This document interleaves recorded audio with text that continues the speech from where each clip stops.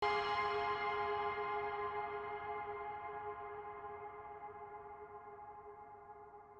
yang diperlihatkan Presiden Jokowi bersama Menteri Pertahanan Prabowo Subianto dan Gubernur Jawa Tengah Ganjar Pranowo saat panen raya di Kebumen, Jawa Tengah memunculkan sinyal kuat adanya duet baru untuk Capres dan Cawapres 2024.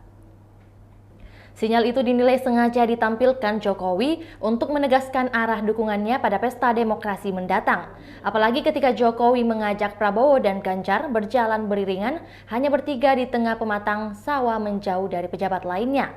Analis politik Adi Prayitno menangkap itu sebagai pesan yang dikirimkan Jokowi bahwa image kedua calon presiden kuat adalah Presiden Jokowi sendiri. Menurut Adi, ini kali pertama dua tokoh kuat sebagai calon presiden dipertemukan, diduetkan, disatukan oleh Presiden Jokowi.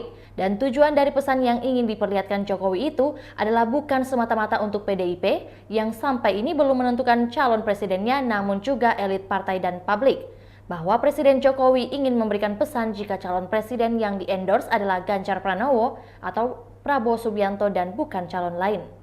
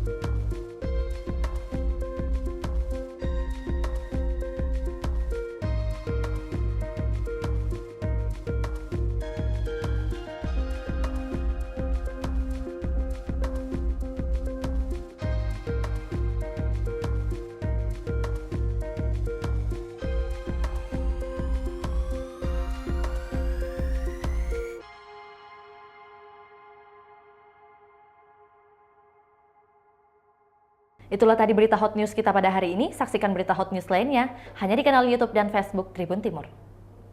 Terima kasih sudah nonton. Jangan lupa like, subscribe, dan share ya.